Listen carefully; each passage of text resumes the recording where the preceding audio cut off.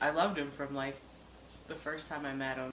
Brennan was my best friend. We did absolutely everything together. He stayed at my house. We, you know what I mean? He was pretty much like my boyfriend, but just a gay, fabulous man. He had an amazing life, right? And he helped a lot of people. It was different to see how much he had changed in that time, because it was probably only about 8 years that I hadn't seen him, and his whole personality had changed quite a lot. I guess, I don't know, I guess people think that it's like he was bad because he died that way, and that's not the case, right? When we go back out, we quickly distance ourselves from our friends that are well and that are sober. And, you know, it happened over a period of about 2 months. His world started to get a little bit messy, and I knew that he was using. On like a very personal level, I know 3 people. I know my brother, and I know 2 people from the house that have passed away. I had his ex-girlfriend, on my Facebook page, actually. Yeah. And she wrote to me and said, yeah, Alex is in the hospital. He OD'd tonight. I just got a call from one of a common friend, and I just knew right away. She called me like 8 in the morning, and I just knew when I saw her number, I just knew that something really horrible had happened to Brennan. And it was like 4 o'clock in the morning, and I just remember like crying. It was the first time in a long time that I cried, and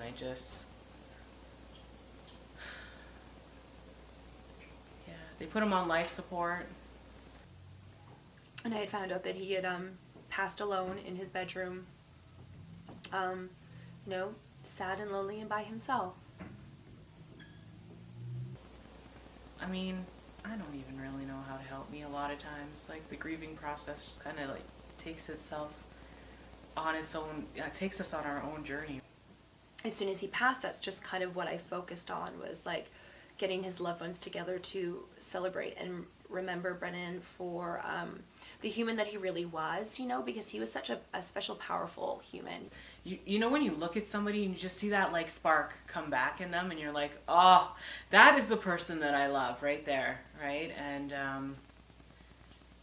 you know, like with addiction, it takes that away from you slowly, and sometimes you don't even notice it's leaving, and then it's just like, it's almost like having a terminal illness. We suffer and we get so weak, you know, so every time I saw him, he was worse and worse, you know, and then his methods of poisoning himself became stronger and stronger. I don't care if everyone's telling me it's going to kill me, because they were, and I was still buying it because I was like, wow, this is like really good. It's going to kill me, right?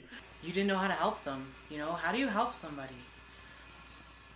And they won't ask for help.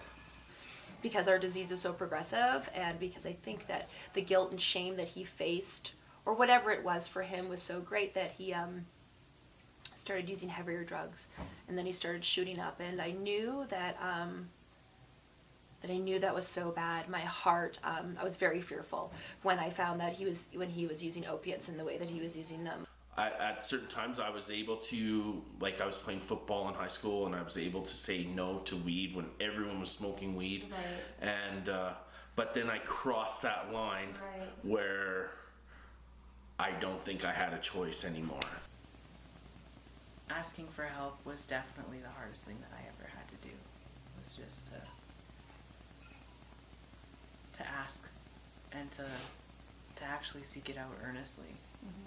Even the recovery community is still suffering. Like, we are losing our brothers and sisters at such an alarming rate.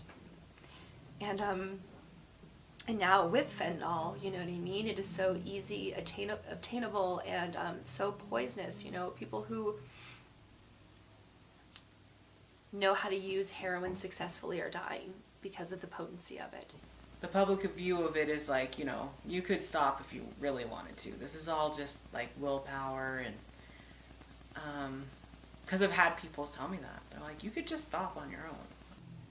I don't think anybody in their right mind would choose this life. You know, it's not like, oh, just get a job and clean up your act, you know. So there's so much prejudice for those that are suffering. You know, there is lack of acceptance and awareness. I wouldn't say it's too much of a stigma. I would say there's a lot of truth to it, but there's a lot of like judgment and not being able to relate. And it doesn't start off as causing all these huge robberies and stuff like that, you know. It just starts with like stealing from your family, because they're gonna forgive you, right? And then stealing from the places where you work and all that other stuff. Like, it just kind of like snowballs. You know, and what goes hand in hand with addiction is mental illness, right? You know, especially of long-term use, long-term life on the streets, long-term abuse, lack of nutrition, all of those things play into it. It actually is pretty scary to see, like, there's this huge epidemic and suddenly there's a lot of addiction funding that's like just disappeared. And there's part of me that understands, because having the disease of addiction, it's not something that you can just treat and it's all better. It's something that is really resistant to recovery. And I noticed that more, not more so, but a lot here in Calgary. Like, I'm from BC, and BC, when that's where I'm from and that's where I was my sickest, and there was so many resources for us, you know, especially for youth, especially for females. We have one treatment center for ladies in the city, one, and the wait list is crazy. You know, when I decided to get help, I had many places to choose from, and I had resources and agencies willing to help me, and I find here in Calgary that is definitely lacking. Yeah, and I think it's like absolutely ridiculous when I listen to the media and they're like, oh, we're giving $12 million to fund that, what's that drug to wake you up? What's that? Oh, naloxone? Yeah, and I'm like, I don't think that's, naloxone or whatever it's called. And I really, I think they're way out to lunch with what a solution is to it. And I don't know, I'd be more leaning towards like the treatment, like, you want to go to treatment, okay. All kinds of stuff that go along with the disease of addiction. And it's not something that you can just be like, yeah, okay, you have addiction and here's your pill and have a nice day. Because really, for a lot of people that have addictions, they'll take one pill the first day, and then the next day they'll take 2 or 3 or 4, and then they'll be fucked up on them. So it's like, yeah, like, I just, this disease is brutal. I think safe consumption sites are one thing that will definitely help this health crisis.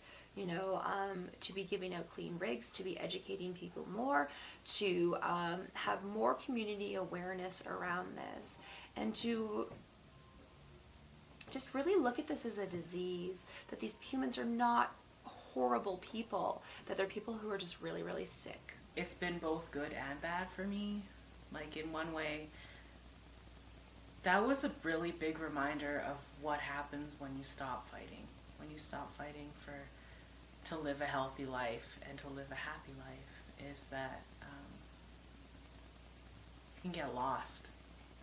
The family members that didn't know he was sick, you know, people who didn't know that he was in active addiction, to say that your son or your brother or your boyfriend or whatever has died from an overdose can be very hard and very scary, because there's lack of acceptance, right? And then that judgment comes upon those people that maybe you weren't a good enough parent, or maybe you weren't a good enough partner, or maybe, you know, and so I see that happening. And I also see the guilt that people are faced with when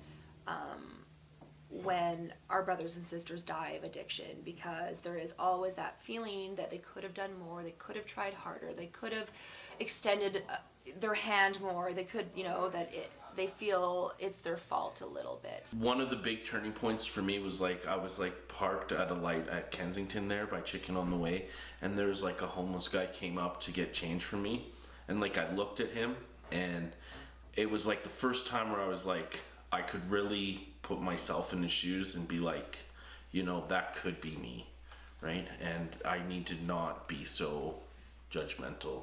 with like the homeless population or what have you, that they're dying on a daily basis. And now, and again, it's not taking away from the seriousness that there are regular people or not street involved people dying, but it's ridiculous to me is that's what it takes, right? Like humans are humans, right? We are no greater or no less just because of our hardship. So yeah, it kind of pisses me off, but here we are. People are talking now. Lips are flapping about this thing. You know, I've done my high schooling. I'm going into power engineering, you know, and it's like, you know, the truth is the truth, and I understand why these stigmas exist, but I also understand why, you know, people can change. You know, I remember telling one of my family members about me being an alcoholic, and she just was like, "Oh, I'm so sorry."